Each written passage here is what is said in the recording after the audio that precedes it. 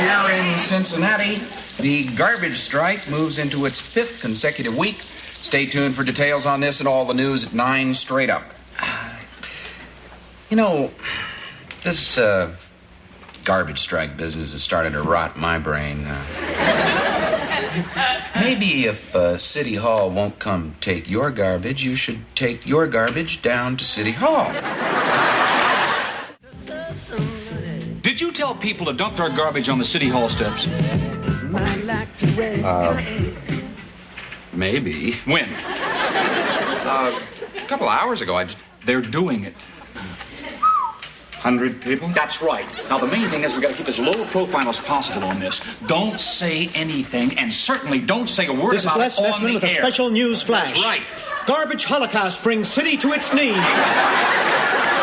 This morning at City Hall, without warning, people were tossing every form of garbage. Coffee grounds, eggshells, banana peels, milk cartons, and a list far too disgusting to describe here. Onto City Hall steps. The twisted logic behind this garbage conspiracy to deface the Queen City remains a mystery. But one thing is clear.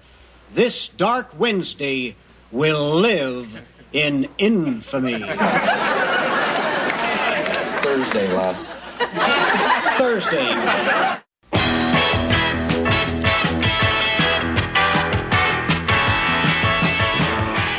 Listen up, fellow babies. It's Hold My Order, Terrible Dresser, the deep dive history nerd WKRP in Cincinnati watch-along podcast. Oh, I forgot, it's not a watch-along podcast anymore. I'm Mike Grasso, and with me, as always, is Rob McDougall. Hi, everybody. So this morning, we've got a couple of episodes. I think after last week, anything's going to feel like an anticlimax. Those were both so great. But let's talk this week about Mike Fright and Patter of Little Feet. Yes, indeed. And we're going to start with Mike Fright. This episode starts off with a very, very basic premise, which is that, well, maybe it's not a basic premise, actually. It's a quite complicated premise. Johnny, out of disgust for the garbage strike, tells his listeners to dump their garbage on the steps of City Hall. And the hook here is his listeners actually do it, and hundreds of people. So there are at least hundreds of people listening to WKRP.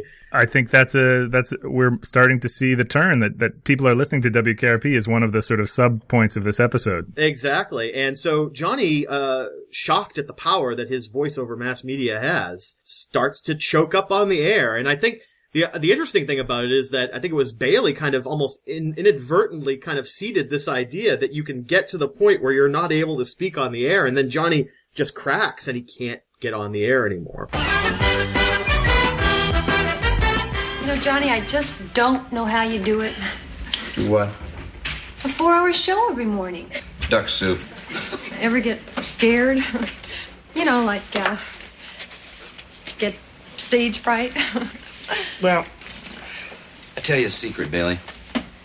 If you ever find yourself on the air and you feel a little nervous, just imagine that you're speaking to one specific person. See? Which, in fact, is probably the case here. Right. She puts that idea in his head. It's probably just meant to be exposition. They have this little conversation about Mike Fright, about freezing on the air, and he says, "Oh, that never happens to me." And then, of course, it does as soon as he realizes that people actually listen and actually care about something that he kind of just, said as a joke. Exactly. And so the rest of the episode really just revolves around people trying to get Johnny to go back on the air, to apologize, to avoid any kind of legal ramifications of this inadvertent garbage protest, a garbage holocaust, if you will, in Cincinnati. So, Rob, what did you think of Mike Fright? Oh, I think this is a solid episode. I don't know. It didn't blow me away. My wife watched it with me, and she doesn't always watch them with me. And so I did have that thing that happens when you watch with somebody else, and so you're colored by their impression of it, right? Yeah. And her reaction was sort of a shrug, I think. And so it maybe that brought it down for me. There's some great little moments. There's some great little moments, and it makes sense to have an episode about Johnny. We haven't had a real Johnny episode for a little while, and he's obviously, one of the big draws of the show. The sort of drama of somebody choking up and being frightened, it's hard to sell that as a serious thing. And so instead, you just kind of have to play it for laughs. And I think they play it for laughs, and it's fine. Somebody not being able to do something psychologically doesn't make for riveting television. You're right. You kind of have to spin off of that. When Venus goes into the bar to try and bring Johnny back, he thinks Johnny still can't talk, and so Venus has to fill the time with this sort of external monologue between Venus, and it's kind of good. It's kind of fun. Don't want to talk about it, huh? Are you ever going to talk again? Okay, I'll just stand here and talk to myself. How about that? Huh? How about a drink, Venus? No, man. How come? I'm high on life. That's stupid, chump. Hey, man, just cool. This episode is, it's a solid B plus kind of episode. Okay, yeah, I'm kind of in that zone myself. I do think, though, if you do go digging for little bits, there's just so many. This feels like one of those episodes where they do a lot of little sketches instead of sort of one contiguous kind of episode. I guess the first thing that started me chuckling was Herb's latest client. Mr. Brabonsky is a patriotic man. Continue. He will only advertise with us if we play a certain record after each of his commercials. What record? The national anthem. Oh, that's right. The Merchant of Venice pawn shops. Merchant of Venice pawn shops, and the guy is willing to advertise as long as they play the national anthem after every ad. Yeah, it's great. It's another one of those things. The whole thing of Frank Bonner and Herb kind of like, it's almost kind of like the old Bob Newhart phone routine. You only get one side of the story from Herb, and it's so great because every single one of the clients he picks out is completely ludicrous. So this one's also great. There's my lawyer. He'll get us out of this mess. Mr. Carlson? Mr. Neese is here. Good. Elgar, thanks for coming over. No problem, Arthur. Gentlemen, this is my lawyer, Elgar Neese. Gentlemen, now here's the deal. You don't say anything, you don't do anything. Anything you want to say or do, I'll say and do for you. Got that? I got it, yeah. We get another guest visitor in this episode, and that's the station's lawyer. The station's lawyer, Elgar. Wait, what's his name? Elgar Neese. Okay, yeah. Yes. Elgar Neese, the station's diminutive lawyer. Yeah. There's a lot of midget jokes. Let's be honest. I guess there are. Basically, he's a sight gag. Does anyone comment on his size? No. The whole thing is like he's eye to eye with Jennifer's cleavage. So there's that. He's got a portable phone in his briefcase that rings like a regular phone, and he takes it out like a regular phone. Which, that was pretty again, awesome. Has nothing to do with his height, but it's just hilarious. Is that a technology that they had? I should know. I'm a historian of telephones, but I don't remember people in the 70s carrying around briefcase phones. Well, there definitely were briefcase phones, but none of them had a curly cord, curly like a regular cord with phone. a regular French handset. Yes, yeah. Hey, man. I was talking to Andy, and he was saying you were having some problems. So I figured you'd either be here, or at the library, or at your club. I came here first.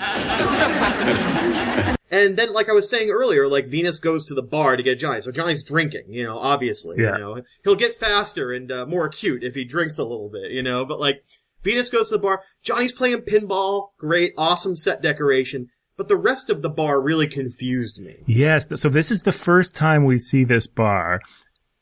I believe. Do you think we go back at some point? Well, there are a couple more scenes in bars in later episodes, so we'll just have to watch and see if it is this somewhat odd bar. If this is like the bar that they return to, or if this is a one-off kind of. How would you describe this particular watering hole? So the first kind of people you see at the literal bar are a couple of hard hats, which again. Yeah. Calls back to the hard hat riot in New York City in the early 70s. Blue collar workers going somewhere after their shift is over. But then the camera moves to the left and you see like literally like a fern bar area. So like this is like a singles bar as well as a, neighborhood blue collar hangout. And then at the back, it's like a rec center out of Dazed and Confused. There's like 5, pinball machines. So it's this weird, it's almost 3 bars in one. Kind of like they took the section of the studio set dressing storage that said bar slash restaurant Bar slash would just tavern grab and here just we grabbed everything exactly. out of there. Here's some dive bar stuff from I don't know, Barney Miller, and here's some ferns from Three's Company. The Regal Beagle. I was just going to say that. there's a brain cell that I don't really need to have storage of the name of the bar in Three's Company, but that's exactly what I thought of, the Fern Bar. Yeah. Or maybe, I don't know, or maybe bars were more eclectic in the 70s. Maybe you could have the hard hats in the same bar as Jack Tripper hitting on ladies. I don't know. Want to play one ball? 2 bits? You got 2 bits? 2 whole bits? Sure. Look, why don't I give you 4 bits and you big spenders can play for big money? 4 bits, okay? Sure. You're on. Wow. When you get old, I'm going to give you a whole $1 to bet with. I think you're old enough to know this now, pal. In this bar, 2 bits is $25, 4 bits is $50. Yeah, the big guy who plays pinball with Johnny is, in my notes I was calling him the lumberjack just because he was wearing a toque and he's wearing like a Henley undershirt kind of thing. In the credits, he's actually referred to as the trucker, but that's his character name. So Johnny, he's a regular here because he knows enough that 2 bits doesn't mean 25 cents. It yes, means that's right. $25, right? This is the bit of, there's really no B plot per se in this episode, just a string of little funny bits around the edges for everyone else to do. One of them is that first Venus and then Andy are on the hook for this pinball bet. And seeing Andy get victimized by this big guy is classic. It made me think of Jeff Wistrom's description of him as a skinny, tiny little half man. Tiny little half man. Poor Andy. Gets up to this guy's about shoulder. It's kind of like the Elgar and Jennifer thing, but like taken up a level of scale, basically. Yeah. He gets beat up in a sort of unusual way. He comes in with his hair mussed up and one sleeve of his hoodie kind of ripped off. Yeah, he must have managed to escape again, kind of on his skinny little half man legs. Look, don't do it for me. Don't do it for the station. Do it for Mr. Carlson. What's he ever done for me? Did you hear that? What's he ever done for you? I'll tell you. He hired you when nobody else would, pal. Yeah. The end of the episode basically just involves, kind of Bailey giving Johnny the sort of mental wherewithal to push through his mic fright and get back on the air, which leads to that classic moment. He's starting to get She tells him to talk to one person. One person, right. And he's starting to kind of let that get going. And then he kind of gives Bailey the seductive look and speaks into the mic saying, I'd love to get you in the dark with no clothes Kiss you on. all over. That's right. Yeah. Hi, Bailey. Hi. Just pretend you're talking to one person. Right. A friend. Me. This is, your doctor speaking. Hello and good afternoon, Cincinnati. I sure would like to take you home and kiss you all over in the dark. Right. Well, the two things that sort of bring Johnny back, they talk him into coming back. They say, do it for Carlson, which is an interesting sort of thing to say. Then it's really Bailey who brings him back and talking to her that Johnny gets his groove back. But also the first song that he puts on is Sly and the Family Stone, Remember Who You Are, song from that year, 1979. Oh, cool. And we see Johnny, get his groove back right then as the song plays, kind of. When Johnny is freezing, nowhere to run to. Yeah. And I wouldn't have caught this one without reading up on the internet, but I guess he plays a song, Who Listens to the Radio by The Sports. So there's a direct commentary, Oh, very cool. There's also Serve Somebody from Dylan's Christian period going on in there. Johnny's made a big mistake as far as the powers that be in Cincinnati. What are you talking about, man? No voice. You're the doctor. You're the man. You're the one. You're the one and only. You're the guy. You're alone on a rainy, parched beach. Rainy, parched? Bloody, but not bound. That man has been dealt some tough cards. Oh, yeah. Dun, dun, dun, dun, dun, dun, dun, dun, dun. But he's at the table. Dun, dun, dun, dun, And he is dun, dun, going dun, dun, dun. to win. You can do it, Johnny. I'm telling you, you can do it. In pop culture references, we get a nice little Rocky homage here Right. when they're pumping Johnny up to come back on the air, and everybody starts singing the Rocky theme.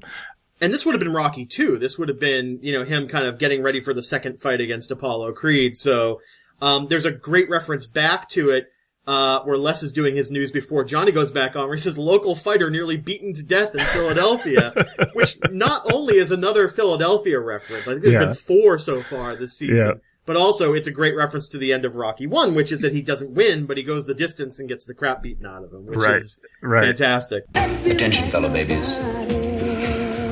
If you're driving around out there with your car full of garbage right now, and you were on your way down to City Hall, well, the doctor feels kind of responsible about that, so why don't you cruise on by the mayor's home?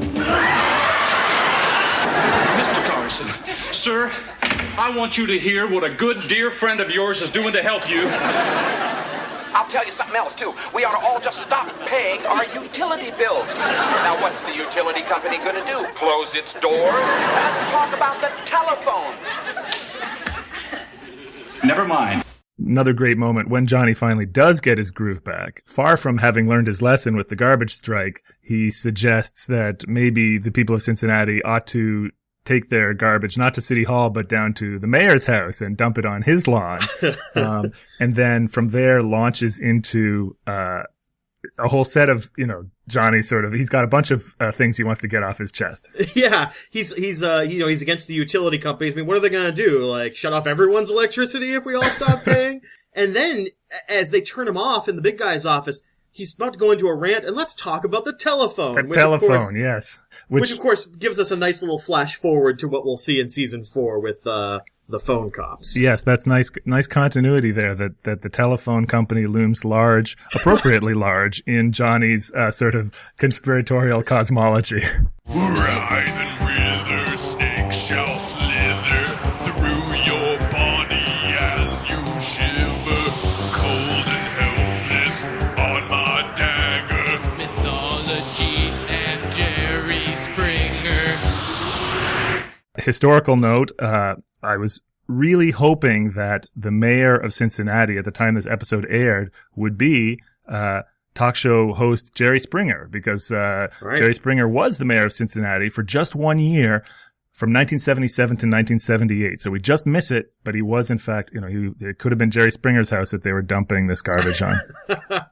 This is Orson Welles, ladies and gentlemen, out of character, to assure you that the War of the Worlds has no further significance than as the holiday offering it was intended to be.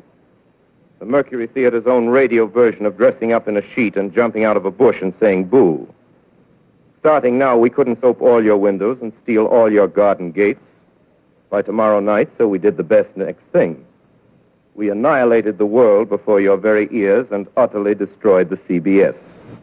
The idea of a bunch of people getting inspired by a radio host, a TV personality, to do something in this vein, again, that's a thing. I mean, the idea that it might have inadvertent consequences for someone to kind of go out and say, this happened, you should do something about it, whether explicitly or implicitly. There's a long history of that in radio. Radio hoaxes, I think, is the first thing a lot of us think of. The War of the Worlds obviously looms large. I mean, I've been a big fan of the Orson Welles broadcast since I was a little kid. I mean, it kind of fascinated me. I had this book of the script, from the radio play. And so it starts off and you don't know what, you think it's a regular music program from New York City. And then all of a sudden, all of this real sounding news, bulletins, and then eventually like the ham radios break it at the end when society is broken down. It's really creepy. And like, again, by that point, suspension of disbelief doesn't matter, because by the end of the first act of that play, everybody was out on the street who was listening to CBS that night. CBS. That's right. CBS. That's right. Yeah. Yeah. No. I love the War of the Worlds radio broadcast too, and it's very cleverly done. Big shock. Orson Welles was a very clever guy, yes. And it's very smart. And that, of course, has become a trope. Now we're much better at fake news, whatever. Are we though? Well, maybe not. There's, that's right. Every day somebody misunderstands an Onion article. One thing, and I don't want to be sort of a party pooper. There's the War of the Worlds broadcast.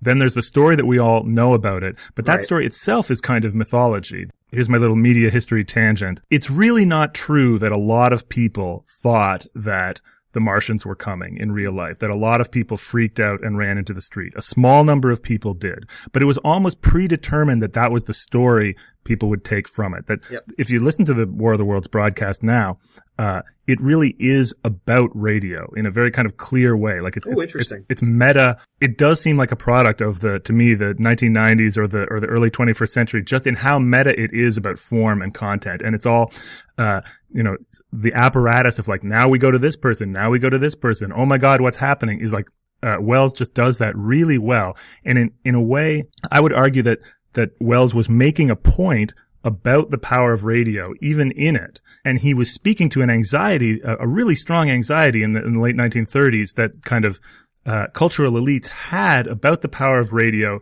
to sway foolish people. The power of the demagogue over the radio. They called this the age of the loudspeaker. And, in a less sinister way, Franklin Roosevelt's use of the radio and his enemies just, it drove them crazy. The power that his radio chats, his fireside chats had to reach the ordinary people. And so there was this kind of latent cultural anxiety about the power of radio. So when a fairly small number of people were fooled by this broadcast, it immediately became everybody's go-to story about the power of radio to fool people. So I'm not saying that it didn't fool people, but it's been mythologized in a way that it is a story about the power of radio to fool people, but it's also a story about how like liberal cultural pundits and elites can also be fooled by, can hear what they want to hear in the news. My next flight into fakery was by flying saucer. On the radio, I got my first job from Paul Stewart, and we were lucky enough to have him join us later in the Mercury. Paul was a real capo mafia in the Martian caper. The War of the Worlds was before World War II, remember? Before television, in the great days of radio. Maybe that's what made it all possible. TV would have shown us up. Half the population got the screaming jeebies just because they couldn't see how silly it all would have looked. Well, we said that the Martians were releasing a noxious gas across the Jersey meadows that was drifting towards New York, so people took to the hills. Somebody down in South America did an imitation of that broadcast, and he ended up in prison. So I shouldn't complain, I guess. I didn't go to jail.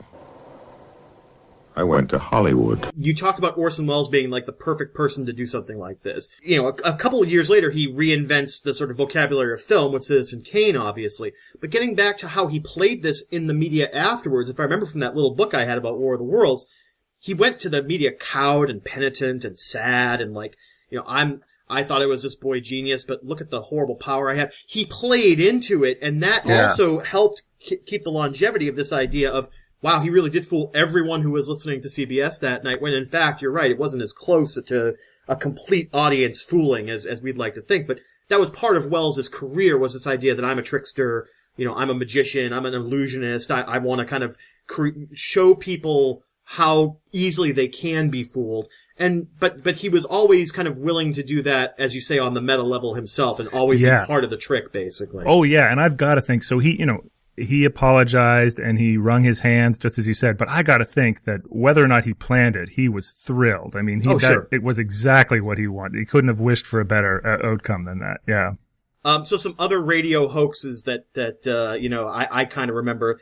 Gene Shepard, the guy who wrote Christmas Story, was a kind of a hipster DJ in New York City in the early 60s. He was reading, he was interested in writing a book at some point, and he was reading about how the New York Times bestseller list got made, and it's not just from sales, or at least at that point it wasn't in the early 60s, it was also from requests for books and bookstores. So you mean like they counted how many times people would ask at a bookstore for Exactly, a book? Okay. Exactly. Very, very inefficient by kind of our modern lights. The idea that Gene Shepard had was, I'm going to make up a book, and I'm going to tell my listeners to go to the store and request it, to the bookstore and request it. And he made up this book. It's like an 18th century sort of picaresque called I Libertine, sort of. And so the idea is that if everybody asks for the book, even though the book doesn't exist and nobody sells it, it can rise onto the bestseller charts. Yeah, so that's why Gene Shepard gave them a title, an author, and a capsule description, so that it wouldn't seem like everybody was just coming in with this fake book. And so it ended up going to the top of the New York Times bestseller charts. That's awesome. To the point where they had to write a book retroactively so that they could actually sell it, because now everybody wanted to see what it was all about. So we got Theodore Sturgeon, famous of Sturgeon's Law. 90% of everything is crap, basically. Yep. And they put together this kind of like, mock 18th century, sort of adventure novel. It got created from whole cloth, essentially. That it started is as a funny. hoax and became a real book. So it's a little bit like Snakes on a Plane. Yes. Snakes on a Plane was never a hoax, but sort of the excitement about Snakes on a Plane was so much greater than the movie itself that they had to kind of make the movie into what people wanted it to be. Q, Howard. I don't have to tell you things are bad. Everybody knows things are bad. It's a depression. Everybody's out of work or scared of losing their job. The dollar buys a nickel's worth. Banks are going bust. Shopkeepers keep a gun under the counter. Punks are running wild in the street, and there's nobody anywhere who seems to know what to do, and there's no end to it. We know the air is unfit to breathe, and our food is unfit to eat. We sit watching our TVs while some local newscaster tells us that today we had 15 homicides and 63 violent crimes, as if that's the way it's supposed to be. We know things are bad, worse than bad. They're crazy. It's like everything everywhere is going crazy, so we don't go out anymore. We sit in the house, and slowly the world we're living in is getting smaller, and all we say is, please, at least leave us alone in our living rooms. Let me have my toaster and my TV and my steel-belted radios, and I won't say anything. Just leave us alone. Well, I'm not going to leave you alone. I want you to get mad. I don't want you to protest. I don't want you to riot. I don't want you to write to your congressman because I wouldn't know what to tell you to write. I don't know what to do about the depression and the inflation and the Russians and the crime in the street. All I know is that first, you've got to get mad. You've got to say, I'm a human being. God damn it. My life has value. So, I want you to get up now. I want all of you to get up out of your chairs. I want you to get up right now and go to the window, open it, and stick your head out and yell, I'm as mad as hell, and I'm not going to take this anymore! Yeah, so one thing I was thinking about while watching this episode, and this is another case where, in your memory, wires get crossed and, after 30 years, connections get made and you don't remember exactly how those connections work, but I've always associated in my mind this episode with the movie Network. Remember the movie Network, Paddy Chayefsky movie from the mid-70s? Yeah, 76. Yeah, William Holden, I'm mad as hell and I'm not going to take it anymore. This is I don't remember Network super well either. The parallels are not exact, but it's the story of a TV news anchor whose ratings are going down, and he announces he's going to kill himself on the air. Yeah. But then, of course, that increases his ratings, and he becomes this sort of cultural celebrity for a while. And he makes this, impassioned rant, I'm not going to take it anymore. And he becomes super popular because he's got nothing to lose, and he's just kind of speaking the truth about this whole corrupt system and the ratings and the network. In the end, he gets assassinated on the air. When I think about Network, everybody does remember the iconic scene where he gets people to shout out their windows. And that's where I think the parallel with this WPRP episode is. It's taking that long, pent-up 70s frustration with government and big business and everything else that's just disappointed the generation of people coming to age at this point and channeling it into something. Protest, whatever you want to say. I mean, both of the protests in these pieces of media, Johnny having people throw their garbage on City Hall steps and Howard Beale having people scream out their windows, they're ultimately kind of impotent, aren't they? I mean, they're sort of like statements and they're symbolic and they're great, but they don't actually cause any change to occur, essentially. We don't hear what happens with the garbage strike after Johnny has his protest happen. We don't know whether it caused the garbage union and the city government to come to the table and talk. And to be honest, the same thing happens with Howard Beale. He becomes co-opted by the media that he's angry at. By the end of the movie, he's become enthralled to Ned Beatty's corporate conglomerate character. Right. Who, basically completely co-opts him and says, you've got to get people starting to think on these global levels, and the corporation is your god now and all this other stuff. In both of these cases, the 70s sort of inherent pessimism can't break through. and become something other than just, saying that things are really shitty right now and we don't have any way of getting out of it, which is very quintessentially 70s. But again, that feeling of impotence gets tapped into. Well, this is what I was just going to say, is that, this kind of rhetoric appears at any moment. But I do think that both Johnny saying dump your garbage on City Hall or Beale saying we're not going to take it anymore, in the malaise of the 70s, there's a really powerful kind of urge for the little guy to fight back. I remember there being a Consumer Reports kind of TV show called Fight Back with David Horowitz. David Horowitz, yes, exactly. Yeah. Right. But the key being the sort of rhetorical demand that the little guy was fighting back. Yeah.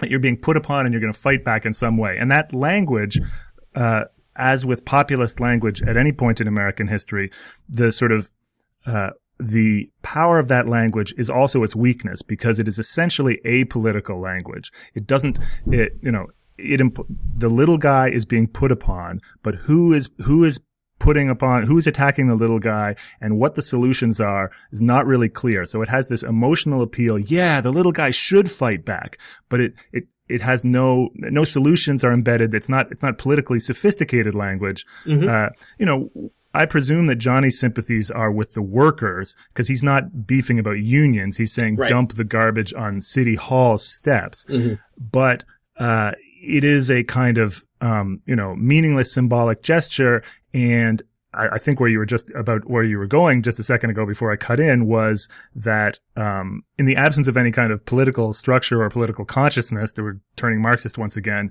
the sort of invocation to fight back without any other information attached to it can easily be co-opted by different points on the political spectrum, and it can become, fight back by voting for the Republicans, or fight back by, there's lots of unhelpful ways in which one can, quote, fight back. Yeah, and I think you're right. I think that's the whole idea. The undirected rage offers an opportunity for politicians who maybe hadn't previously espoused populist views, but see the opportunity in co-opting those.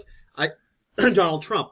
But, it's kind of like, that's basically what it's all about, is like, people brought down a president in 1974. I would have to imagine that we're never going to see anything like that ever happen again. Not just because politicians aren't as stupid and venal as Richard Nixon was, because they are, but also, the collective psychic backwash of Watergate basically made people cynical about the whole process. But I would say, you could turn that around and say you should be optimistic about the process. People stopped that from happening. Nobody took Watergate as an opportunity to become further activists. They took it as this idea that we can never trust the government ever again. And that cynicism just penetrated so deeply into the culture that, we end up where we are today. So I would say that if people had looked at Watergate differently, if they had looked at it as a shining moment in American history rather than a disgrace. Yeah, certainly in retrospect, the outcome of Watergate looks like a victory for the democratic process. And you think about all the presidents that followed and the things that didn't get them booted out of office, whether it's Iran-Contra or, Clinton did get impeached, for ridiculous reasons, in my opinion. But George W. Bush, we learned one lesson from Watergate, but the people running things, the lesson that Hillary Clinton learned is you don't save your emails, right? That's what, they took the recording devices out of the White House after 1974. That's the lesson that both parties learned from Watergate was, well, we're never going to get caught like that again. Oh, hello, Mrs. Carlson. How are you? Hello, Jennifer. Carmen, sweetheart. Hi, Miss Carlson. Oh, hello, Andy. Am I interrupting? I'm probably interrupting. No. Are you sure? I'm positive. Is she interrupting? No interruption. Well, good. Obviously, you two have a lot of details to discuss, so we'll get right on back to work. Thank you, Andrew. Carmen, I got a surprise for you. I got a surprise for you, too. Okay, you say yours first. Yours first. Are you sure? I'm sure. Okay, thank you. You're welcome. I got you this Thomas 617. Oh, Arthur, you use that. Oh, no, you use it. I'll use the Carlisle rod. Are you sure? I'm sure. Oh, thanks. You're welcome. Hey, listen.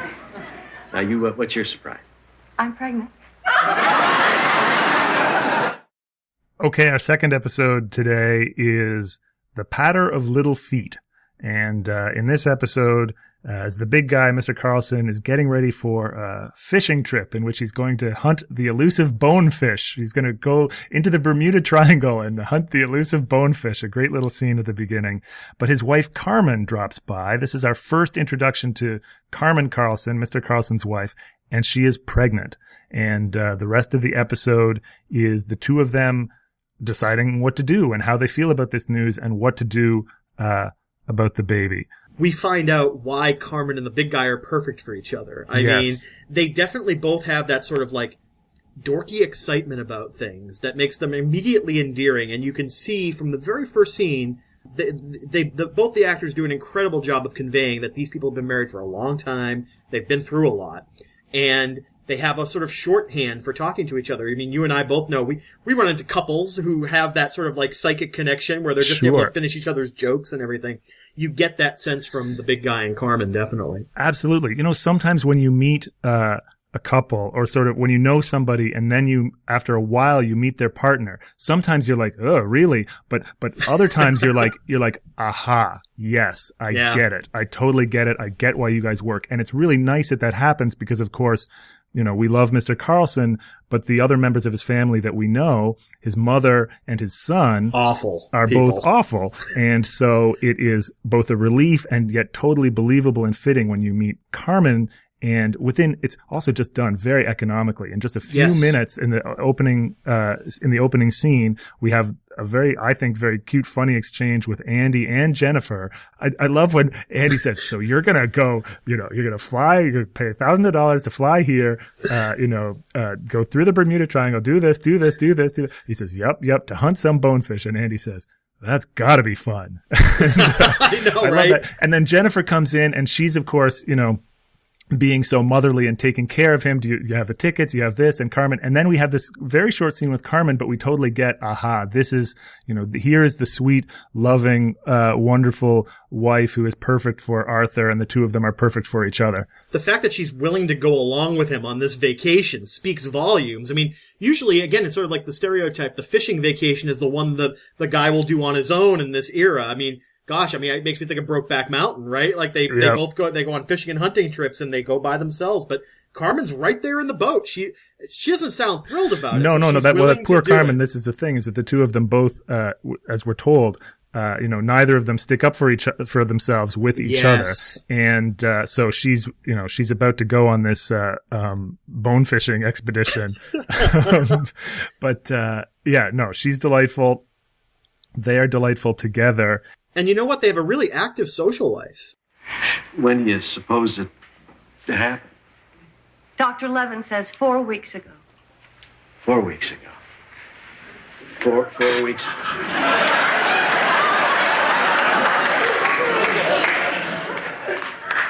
I'll bet it was Tuesday night after the Kiwanis dance. Sure were beautiful in that blue dress. Maybe it was that night Anson Williams hosted The Tonight Show.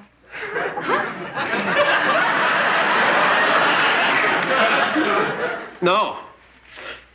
It was Friday night. Remember? Right after we came back from seeing Superman. I mean, they're going out to movies, they're going out dancing, like, during the week. This gets back to our whole thing about, like, people don't live at the office in this era, and they're able to go out 3 times in 1 week, and they don't know what night the baby was conceived because... Well, they're not just going out 3 times a week, Mike. That's right. They have an active social life, and they have a pretty good sex life, too.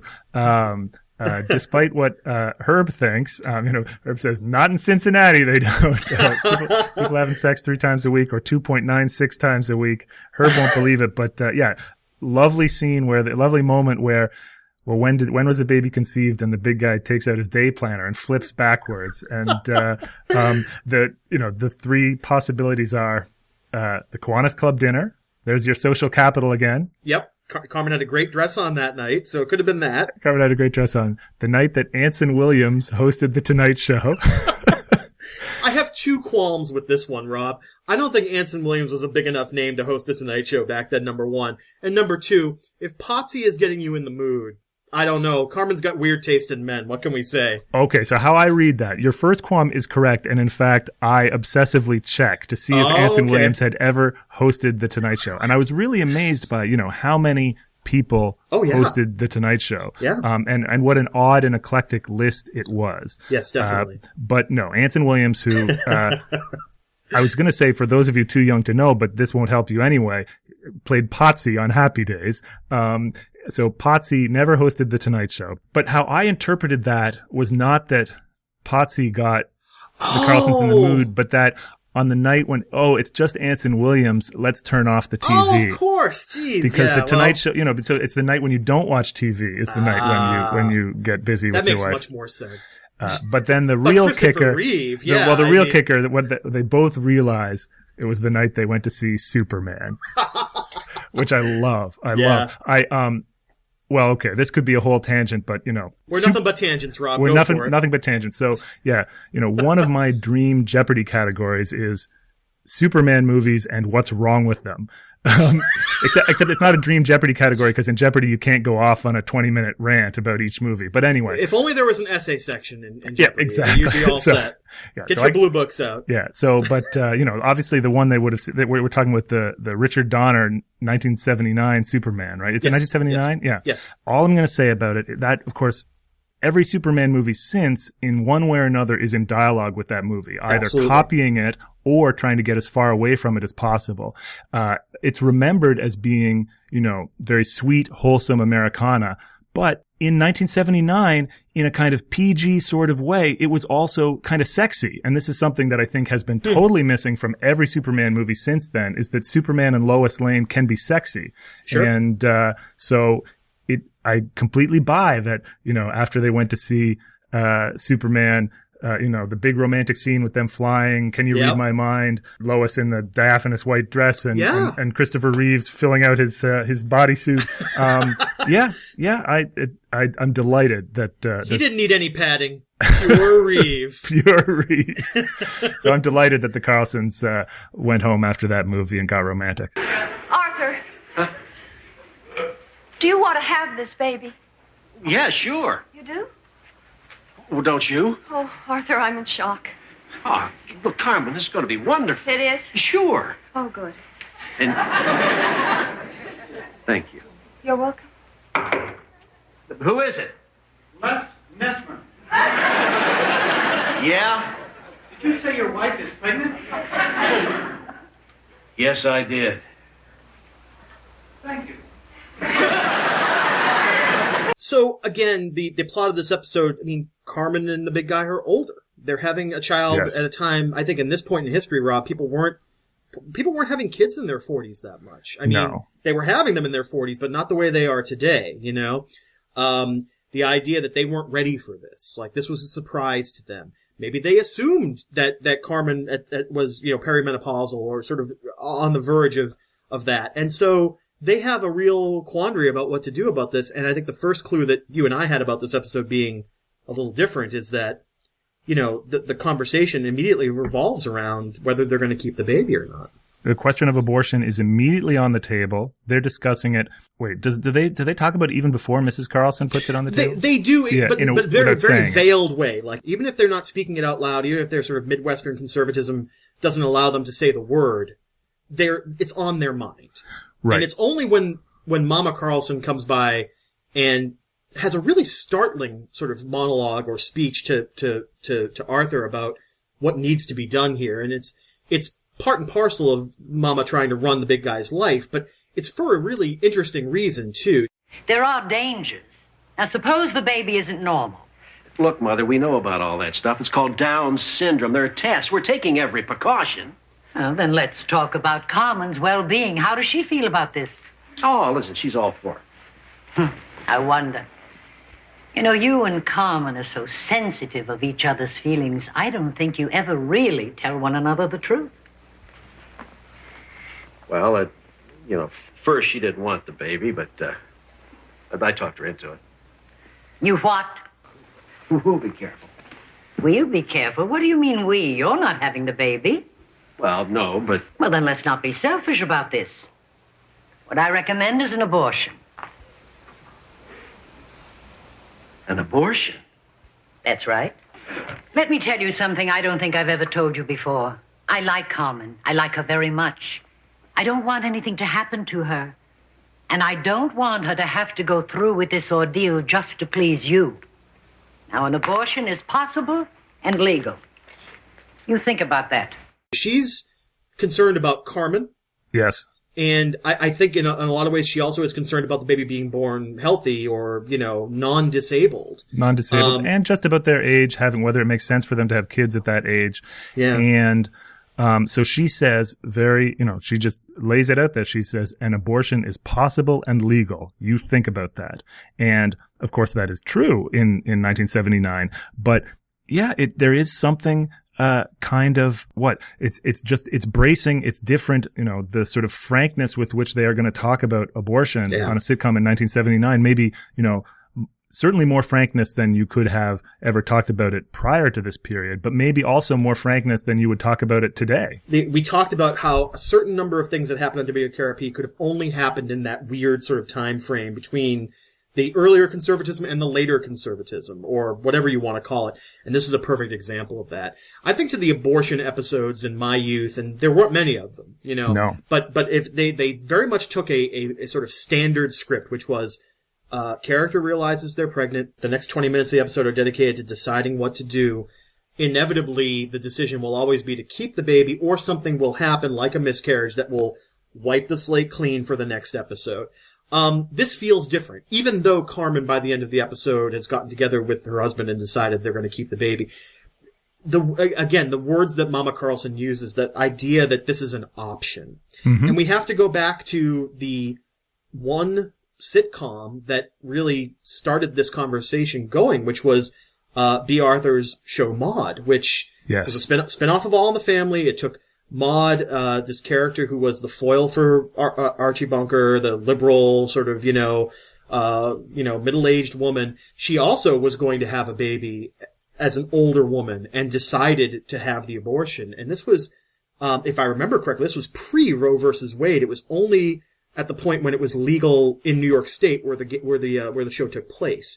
And, you end up with this 2-part episode that very frankly talks about, again, it's much like this episode. They kind of go through kind of talking it over with different people.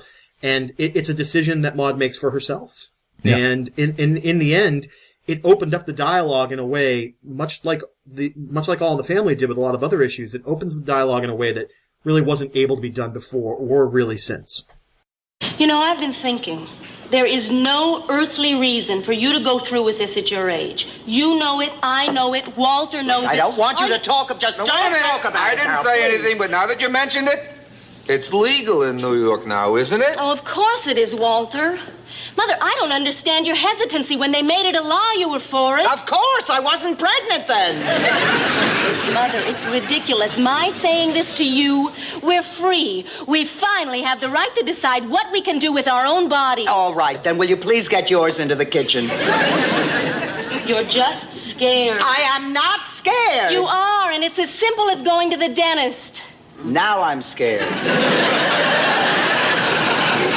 Mother, listen to me. It's a simple operation now. But when you were growing up, it was illegal. And it was dangerous, and it was sinister, and you've never gotten over that. Now, you tell me that's not true. It's not true. And you're right. I've never gotten over it.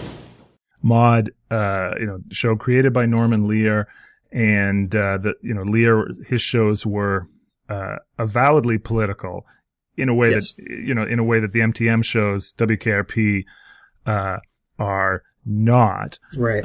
And Maude was kind of self-consciously like, let's flip the formula of All in the Family. Let's reverse the formula of All in the Family. So instead of having the outspoken conservative, we have the outspoken liberal in B. Arthur's Maude. I'd never really watched Maude.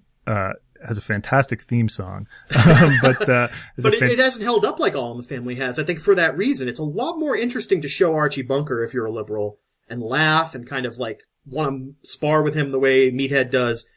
With Maude, you're dealing with somebody who you agree with already. There's no tension and conflict there. Now, she had characters on that show that she would inevitably spar with, but it wasn't the same. It was more sort of, almost more sort of like wish fulfillment to have this kind of show on the air. I think it was really valuable, but it doesn't provide the kind of jumping off point, except in this issue of abortion, which is very much a woman's issue, and so really should be approached that way. The writer of the episode, Susan Harris, I believe went on to create the Golden Girls, and so another product of that Norman Lear sort of, family of shows. She also did Soap, another show that took a lot of these, very edgy 1970s social issues and kind of exploded them onto the scene. We just want to be sure that this boy respects you, honey.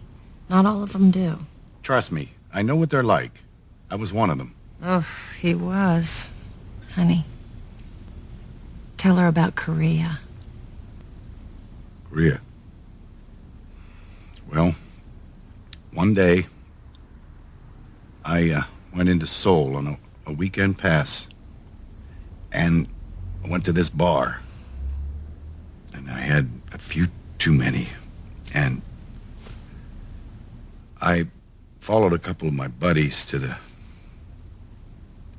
red light district. Your father's first time wasn't special, and he's always regretted it.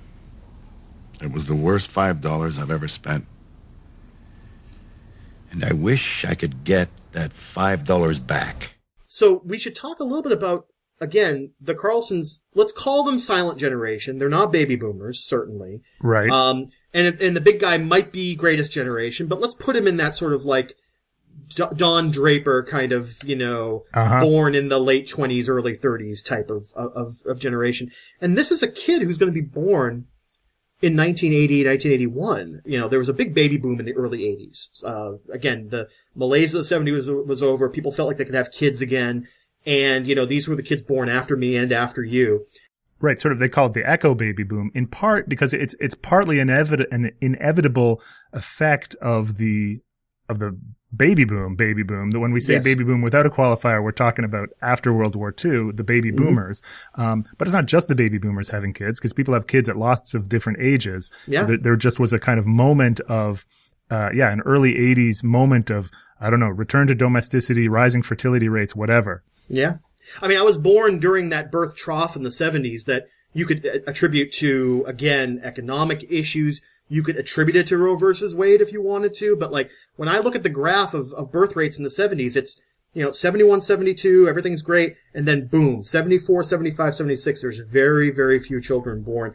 Now, it worked to my advantage when I was applying for college, I'm not gonna lie. That was great to have fewer competitors, but my grade school classes were smaller than people born before me and after me. As you get into the 80s, I mean, kids of the 80s, the early 80s even, they're millennials. I mean, they are of a different generation if we're going to go by the traditional baby boom, Generation X, millennial sort of structure. And so what you've got here in this family is you've got, Arthur Jr. born in 69, 11 years old, and during the episode that we saw.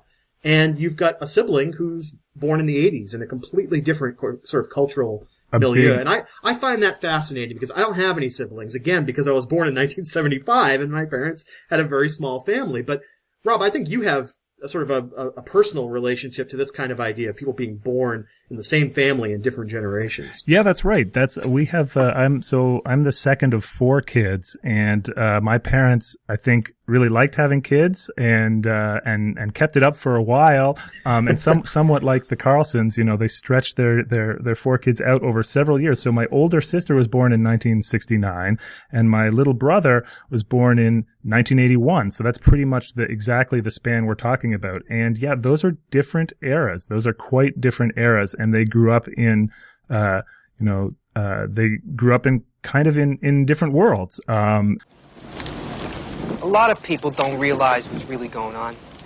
They view life as a bunch of unconnected incidents and things. They don't realize that there's this, lattice of coincidence that lays on top of everything. I'll give you an example, show you what I mean. Suppose you're thinking about a plate of shrimp. Suddenly somebody will say, plate, or shrimp, or plate of shrimp, out of the blue, no explanation. No point in looking for one either. It's all part of a cosmic unconsciousness. You eat a lot of acid, Miller, back in the hippie days? You know the guys Howe and Strauss that have written a lot of books on the generations? Absolutely. Right. So anytime you talk about generations, you're playing a pattern recognition game. It's sort of like looking at the clouds and saying, that one looks like a duck. That one looks like a fish. And so it's always legitimate, but somewhat missing the point to say, that's not a fish, that's a cloud. Or to say, well, I know plenty of people born in the early 70s who are not jaded and cynical. Like, yes, these are generalizations. That said, It is a fun parlor game, and few people have taken it as far as Howe and Strauss. So I was introduced to their theories when I was kind of discovering my own Generation X identity. And they wrote a book called 13th Gen in the 90s, right when people were sort of discovering Generation X. And 13th Gen was their uncopyrighted name for Generation X, right? It was the 13th generation of Americans or something like that. Just goes to show you, if you're a literary writer, you can coin a phrase like Douglas Copeland, can coin a phrase way better than a couple of, technicians. So Generation X stuck. I mean, how could it not? It sounds cool. It sounds cool. That's right.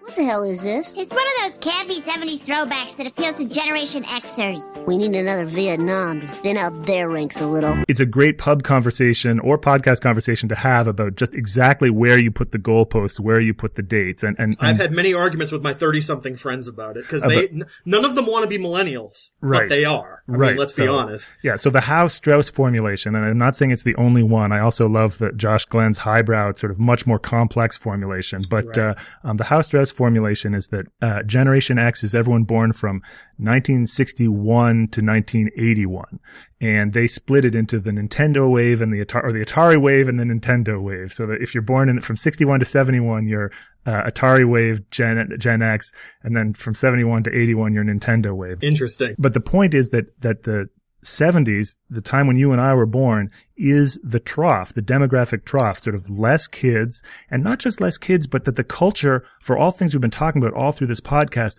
the culture was not child-centered. No. The culture, sort of that the 70s are the years in which adults, inspired by the youth revolution of the 60s, now adults are deciding that they want to party, they want to be swingers, they want to get divorced, they want to have abortions. At least this is the stereotype. Lots of people, as I said, these are generalizations, but the stereotype is that nobody is interested in kids right now. The culture is not oriented around kids right now in a way that, in the 1950s and early 60s, and also in the 1980s and 1990s. Yeah. And I would say still today, our culture is very child-centered. That sort of, think of the children is the first kind of imperative of, cultural and political life. Yeah. And I don't think that was as true in the 70s. Just imagine a world where you will hold your entire future in the palm of your hand, when a tiny glowing crystal will guide you through an existence in which each day is more wonderful than the last, where it will be possible for you to obtain the fulfillment of every fantasy, the satisfaction of every vanity, the absolute attainment of every wish. Metro-Goldwyn-Mayer presents the Saul David production of Logan's Run. A fantastic journey through a world beyond imagination. Welcome to the 23rd century. The perfect world of total pleasure. Imagine a world in which you need never be alone. You touch a switch, turn a dial, and the perfect lover steps into your arms. Every pleasure is yours to experience. Runner! There's just one catch. When the tiny crystal in the palm of your hand flashes its final message, your time is up. So, I mean, when it comes to, we had that great Gremlins 2 conversation about you and your little brother, right? But, what are some other pop culture, is there something that you love that he doesn't get, or vice versa? I mean, how does that work?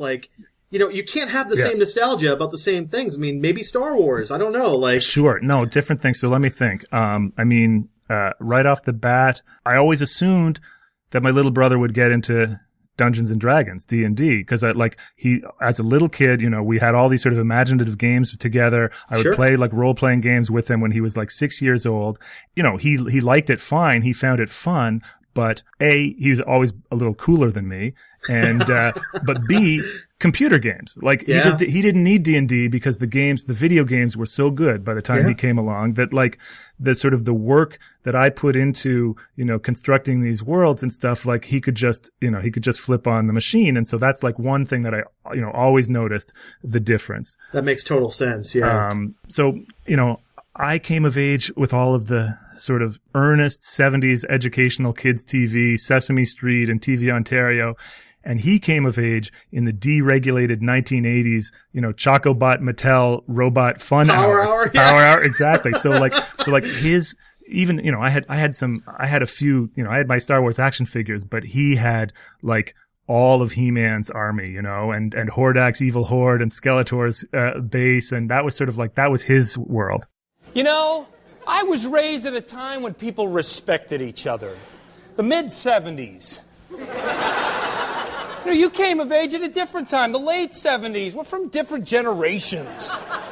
So, I don't get your movies or your music, I was into Star Wars. You were into The Empire Strikes Back, I like Bananarama. You like that Bengals shit. Oh, hey, lay off, Pops! It's people of your generation that wreck things for us, the people of 1 year later. I will make one theory, which I've heard from my wife, who is one of 4 as well. She's the oldest. Yeah. Is that youngest child gets everything they want. That's outside of any outside influences having to do with the culture or anything. That baby always kind of gets, Yeah. And everybody looks back and says, "Oh man, I can't believe he got all that stuff," Yeah, well, there's ways in which it's great because you end up sharing and stealing pop culture knowledge off each other in both directions. Like you kind of, the younger kid grows up a little cooler. A little cooler, a little more plugged in, a little more aware of the world. And then the older, sibling, gets to like stay cool a little bit longer, I can remember coming home and picking up, this, CD that my little brother had, this blue CD that said Weezer on it. And I was like, oh, what's this? And, I owe him that. Damn. Yeah. This song explains why I'm leaving home to become a stewardess. We can't talk. We have to listen to rock music. And walked on to look for America. One day, you'll be cool. Kathy, I said as we boarded. We mentioned a little earlier, Rob, that we really love the relationship between Carmen and the big guy and kind of how they play into each other. But there's some dysfunction there as well. And Mama pegs it immediately. She's like, the two of you love each other so much, you're afraid to kind of say anything critical of the other. And that means there's no communication.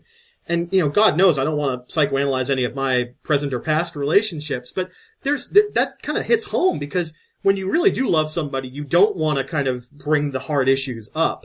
And I love that sort of like the idea that they need to be a little tougher with each other, Yeah. like they need to be a little less schmoopy and a little bit more serious about things. And growing up like the big guy did, you can't imagine him being anything other than avoidant about conflict, right? I mean, it makes sense. I mean, that's right, sure. And so, yeah, that's, the big guy's a wonderful, sweet, caring man, but he flees things that scare him, and he flees from conflict. And we see that Carmen is not so different, and she's so sweet and giving that she does whatever she thinks Arthur wants. And so, yeah, they have this funny fight at the end where they're both like, "You never think of yourself first." Well, you never do either. And I mean, I kind of heard, I think I may have had that fight myself with some people, and and it also we're putting these people on under the microscope in a way that maybe sitcom characters don't hold up to, but it makes me think about what kind of parents they were for Arthur Jr. and what kind of parents they might be for Melanie. I think that little Arthur's problems in part probably stem from that detached parenting style contrasted with his overbearing grandmother. They do see the baby as a chance to do some things better the second time around. So the big guy goes to Les for advice, which is kind of bizarre and out of left field. And, You know, one of the things that I think these MTM type sitcoms do really well is they combine the sort of emotional and a little bit, what's the word I'm looking for? Maybe, mawkish sort of. Sentimental, mawkish. Sentimental, right. They mix it up with that sort of like left turn that they'll do at the end of the scene. And, the big guy is just making himself at home in Les's office, you know, behind his walls. He's kind of idly playing with the Silver Sow Award. And Les just gives him, you know, that's very sincere advice. He thinks they're a great couple and they'll figure it out. He's thinking about all the babies up in heaven waiting for, right, very, very sweet yet totally mawkish, as you say, that only Les could come up with that. And it says, you know, about what wonderful parents they are and how lucky that little baby will be.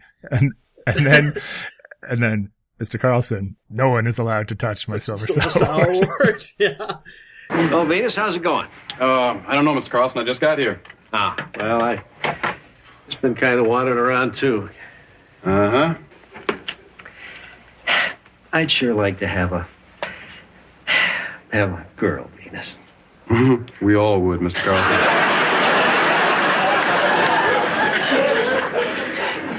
Of course, you know, a boy'd be nice, too.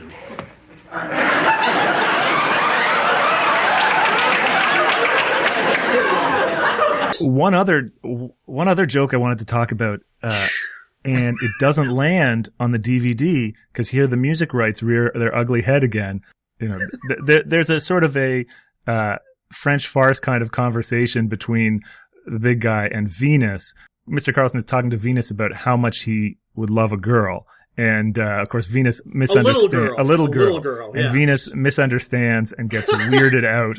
And then later, Arthur calls Venus in the booth and asks him to play, what does he say? Just something sweet and romantic. I'm in here with a little girl. Play something sweet. He's like talking about Carmen, you know?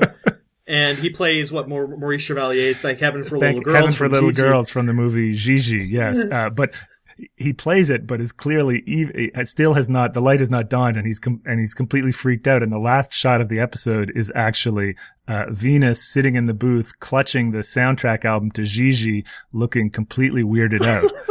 It's it's that time period where you could make, child molestation jokes, and it's like, people were laughing in the audience, and apparently they thought it was a good idea. I guess, I mean, you don't know what exactly he's reading as little girls. Maybe I don't know. Sure. Yeah, so, you know, played very well by Tim Reed, who does sort of, you know, his weirded out expression very well. But if you watch it in syndication and, in fact, on the DVD, they did not, I guess, get the rights back for Thank Heaven for Little Girls. So they substitute We've Only Just Begun by the Carpenters. Yeah. I guess that's a joke, but the big laugh that happens when the song starts is kind of mysterious. And the final shot of Venus holding the Gigi album while staring at the Carpenters record playing is completely nonsensical. You know, the idea of Venus misunderstanding the big guy's intentions and whether he wants a little girl or a little boy obviously puts me in mind, in my late Generation X mind, of the very special episode of Different Strokes where Gordon Jump plays the bicycle shop owner who tries to molest Arnold and Dudley. And unfortunately, you can't escape those kind of associations when you are bombarded in the early 80s with those public service, very special episodes of sitcoms. All of a sudden, what is a very simple joke in a late 70s sitcom becomes a very sinister joke when viewed through that lens. That's right. I don't know if that's ever going to be something that we address in greater length on the podcast. That well-intentioned, but in its own way, sort of weird and completely uncomfortable episode of Different Strokes.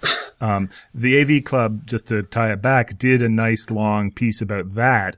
And, they really were wrestling with the levels of uncomfortableness that go on in that. And the fact that we both have this huge affection for Gordon Jump, I think makes it really interesting that he wanted to do it and valuable that he wanted to do it. Yeah. But whether it pulls, anyway, I haven't wanted to revisit that or watch that in years and years and years.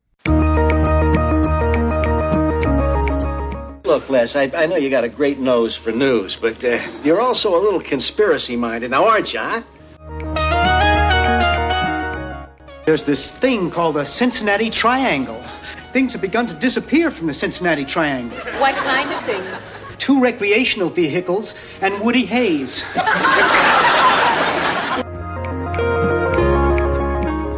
I'll start from the beginning. Of course, you've heard of the Central Intelligence Agency.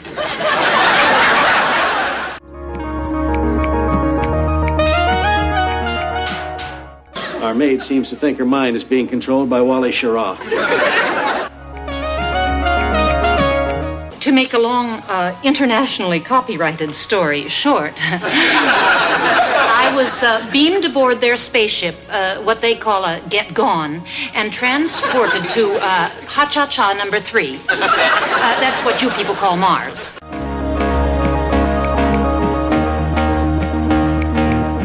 Well, I personally think it's a plot of some sort. So it's been a while since we visited the Cincinnati Triangle, Rob, and I think this week it's just a single line, but most of these Cincinnati Triangle incidences are. I mean... It's a single line, but it is one that I have remembered for 35 years, yeah. And that's interesting. Yeah. You remembered it. I certainly didn't. I kind of put my arms up saying, yes, we have some Cincinnati Triangle weirdness. So when Mama Carlson comes to the station, we have that very serious discussion about abortion, and she talks about her own experiences having children and having Arthur. So we don't get too mired in the seriousness. There's this little one-off joke where she says, I haven't been able to wear a watch since you were born. And I go, oh, what does that mean? She got all bloated from being pregnant, blah, blah, blah. Do you realize, Arthur, that since your birth, I've never been able to wear a wristwatch? What? Something went wrong with my magnetic field. Something went wrong with my magnetic field after you were born. Now, listen. I remember the episode of Gilligan's Island where he had the tooth, the filling, and he was getting like radio broadcasts and stuff like that. This is well-trod ground for sitcoms, but not one that's having this kind of serious conversation. And not one that already, as we know, Rob, has a Fisher King analog in it. So what happened? Was she destined to bear this child who would be this mythic figure, and she was forever changed by it in some kind of weird, like, witch duenna kind of way, like... Well, first of all, I think that, that pregnancy is a powerful and mysterious phenomenon. When it comes to mythic echoes of it, I mean, mythic they're all echoes, over exactly. the place. But even just in a sort of very material way, women feel that their bodies are never the same after they've had a baby.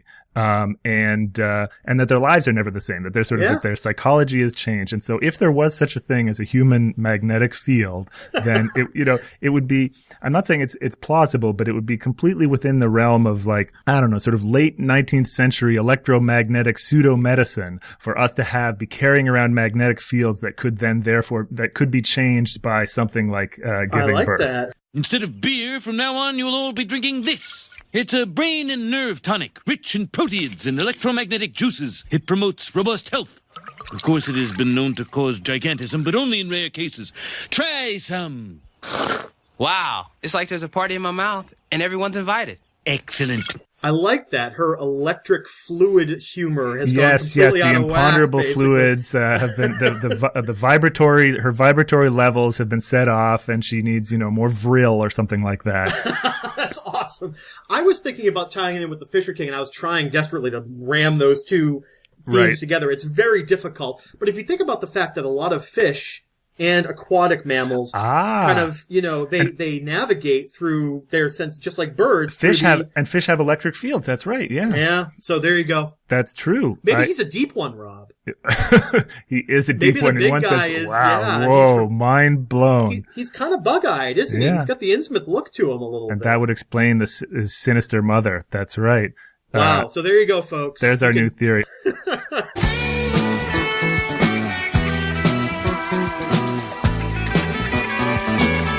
Hey, thanks for listening, everybody. We'll be back soon with more WKRP riffs and memories. If you like this well enough to listen to the whole thing, tell somebody about it. We're online at holdmyorderterribledresser.com, which, believe it or not, wasn't taken. We're also available on iTunes, and we always appreciate your iTunes subscriptions, reviews, ratings, and downloads. So get on there and give us some stars. Good day, and may the good news be yours.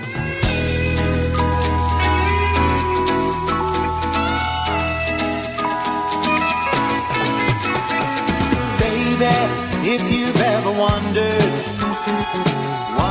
whatever became of me, I'm living on the air in Cincinnati, WKRP. I'm at WKRP in Cincinnati.